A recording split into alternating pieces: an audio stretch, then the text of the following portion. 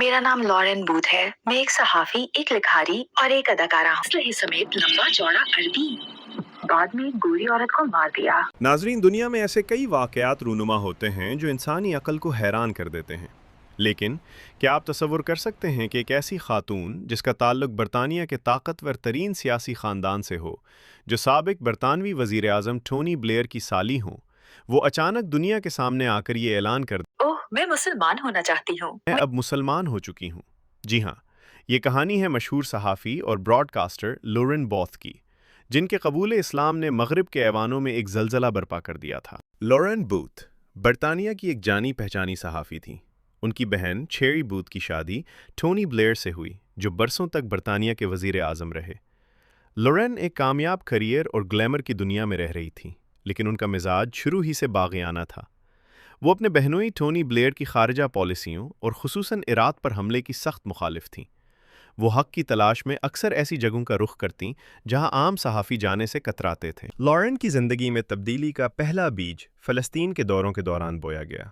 उन्होंने देखा कि गज़ा के मज़लूम मुसलमान, जिन पर जुल्म के पहाड़ तोड़े जा रहे हैं, जिनके घर मलबे का ढेर बन चुके हैं, उनके लबों पर अब भी अल्हम्दुलिल्लाह का विर्द रहता है। लॉरेन हैरान थीं कि उन लोगों का अल्लाह पर ये अटल भरोसा कहाँ से आता है। फ़लस्तीनियों के इसी ईमान और सब्र ने लॉरेन के दिल में इस्लाम के लिए हमदर्दी और तजस्सुस पैदा कर दिया।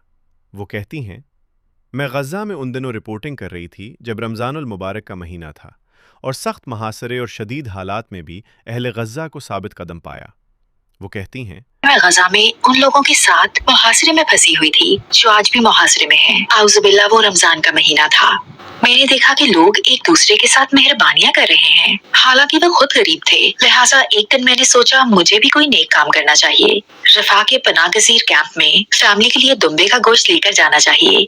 मैं ये खाना लेकर पनागज़ीर कैंप में मुसलमान फैमिली के पास गई। माँ ने दरवाजा खोला। तफसल सलाम अलैकुम रोशनी और नूर से भरी हुई, और वो एक कैद खाने में रह रही थी। ना कुछ खाने को था, ना पीने को।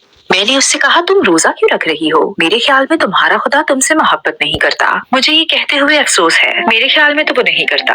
वो 30 दिन तक तुम गजा वालों को प्यासा क्यों रखता है? क्या 31वां दिन तुम्हें पानी मिल जाता है? इसने कहा, नहीं, हमारे पास पानी नहीं है। मैंने कहा, अच्छा तो फिर तुम 30 दिन गजा में खाने के बगैर रहोगे?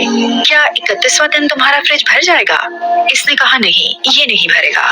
मैंने कहा, तो फिर तुम्हारा खुदा तुमसे मोहब्बत नहीं करता, समझी? मुझे रोजा रखने का कोई एक फायदा भी बता दो। और उसने मुझे उस वीरान से कमरे में कहा था, मैं गरीबों को याद रखने के लिए रमजान के रोजे रखती हूँ। का महीना था और मुझे मालूम नहीं था कि मशरिक़े वुस्ता में काफी सर्दी हो जाती है, लिहाजा मेरे पास कोट नहीं था। मुझे याद है कि रुमाला की एक सड़क से गुजर रही थी। एक हिजाब पहनी बूढ़ी औरत ने मुझे देखा और अरबी में कुछ कहा, और फिर उसने मुझे बाजू से पकड़ा और मुझे लगा, अच्छा, क्या ये दादी माँ मुझे अगवा कर रही है? क्या यहाँ इस तरह से होता है? उसने मुझे ऊपर से नीचे तक देखा और फिर वो मुझे अपने बेडरूम में ले गई।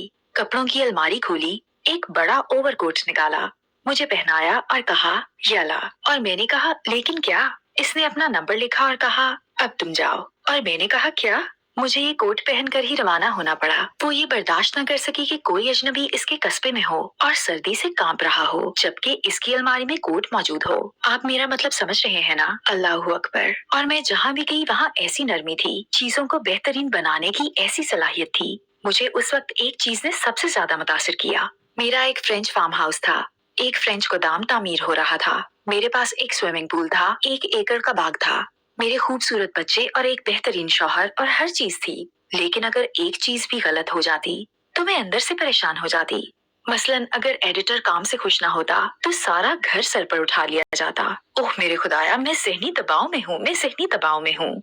यानी सिर्फ एक मामूली सी बात, हर चीज हर लिहाज से मुकम्मल चाहिए थी, वरना मैं पुरसुकून नहीं रहती थी। और ये लोग जिनके बच्चे फौज के हाथों कत्ल हो रहे थे, घरों पर कब्जे हो रहे थे, इनके इलाकों में जुल्म और जबर रोज की कहानी थी, और फिर भी वो कहते, सलाम, सलामती हो। लेकिन ज़िंदगी का सबसे बड़ा मोड़ 2010 में आया, जब लोरीन एक सहाफ़ती दौरे पर ईरान के शहर कुम गई। वहाँ उन्होंने हज़रत फ़ातिमा मासूमा सलामुल्लाह अलैहा के मज़ार पर हाज़री दी। लोरीन इस लम्हे को याद करते हुए कहती हैं, सहाफी की हैसियत से हैरान गई। बतौर नामानिगार अल-कुर्द रियासत की रैली पर रिपोर्ट बनाने के लिए मेरी दिलचस्पी हमेशा से फलस्तीन में थी, तो मैं ईरान में थी। हम लोग कौम पहुँचे। हम एक ट्रिप पर थे और ये रमजान का महीना था। मैं इस मस्जिद में गई और जब मस्जिद में दाखिल हुई तो मैंने सोचा, अच्छा मेरा ख्याल है कि मैंने पूरा वजू किया था। बिल्कुल हाँ, शायद मैंने अपने साथ सफर करने वाले दोस्त के साथ वजू किया था और मैंने दहलीज पार करते हुए दुआ की और कहा, ए अल्लाह, आपने मुझे जो कुछ दिया इसका शुक्रिया, और अब मैं आपसे और कुछ नहीं मांगूंगी क्योंकि आपने मुझे बहुत नवाजा है। लेकिन प्लीज फलस्तीन पर अपनी रहमत करें। और फिर मैं इर्द गिर्द का जायजा लेने और चुप करके रिपोर्टिंग करने चली गई। मेरे पास आईफोन था। मैंने सोचा, वाह, ये तो बहुत जबरदस्त बात है। आप रमजान में एक ईरानी मजार पर मौजूद हैं। आपके पास एक बेहतरीन स्टोरी है। आप इसे पूरी दुनिया में बेच सकते हैं। इस वक्त मैं मजहबी जहन से नहीं सोच रही थी, इस तरह से कि ओह, मैं मुसलमान होना चाहती हूँ। मैं तहकीक करने और कुछ खुफिया तस्वीरें लेने के लिए गई थी, लेकिन जब हम मरकजी जगह पर पहुँचे तो मैं बैठ गई और मुझे ऐसा लगा कि सुकून की आबशार के नीचे बैठी हूँ, जैसे मैं हर परेशानी से आजाद हो गई हूँ। मेरा दिल बिल्कुल पुरसकून हो गया। मुझे अपना नाम भी याद नहीं था। मैं लॉरेन बूथ बिल्कुल भी नहीं थी। वो तख्लीक, जात की तख्लीक, अना, हमाकत, जो कुछ भी था सब गायब हो गया। ये बेहतरीन एहसास था और मैं वहाँ से हिलना भी नहीं चाहती थी। यूं मैं रात मस्जिद में ही सो गई और सुबह मैंने वजू किया और फजर की नमाज पढ़ी। और इस लम्हे मैं अपने दिल में जानती थी कि मैं मुसलमान हूँ। इस वक्त मैं जानती थी कि खुदा एक है। हजरत मोहम्मद सल्लल्लाहु अलैहि वसल्लम 100% नबी थे। बरतानिया वापसी पर लोरेन ने बाकायदा इस्लाम कबूल करने का ऐलान कर दिया। उन्होंने शराब नोशी छोड़ दी, सर पर हिजाब सजा लिया और 5 वक्त की नमाज की पाबंदी शुरू कर दी। मीडिया ने उन पर तनकीद के नश्तर चलाए, उनका मजाक उड़ाया गया, लेकिन लोरेन का ईमान मुतज़लज़ल ना हुआ। वो कहती हैं कि इस्लाम ने उन्हें वो मकसद ज़िंदगी दे दिया है जिसकी उन्हें हमेशा से तलाश थी। आज वो तुर्की में मुकीम हैं और दुनिया भर में इस्लाम का खूबसूरत पैगाम फैला रही हैं। नाज़रीन, लोरेन बुत की कहानी हमें बताती है कि हिदायत किसी भी वक्त, किसी भी मोड़ पर मिल सकती है, बशर्ते कि इंसान का दिल सच्चाई के लिए खुला हो। आपको लोरेन बुत का ये सफ़र कैसा लगा? कमेंट सेक्शन में हमें ज़रूर बताएं और मज़ीद ऐसी ईमान अफरोज़ वीडियोज़ के लिए हमारे चैनल को सब्सक्राइब करें। अल्लाह हाफ़िज़।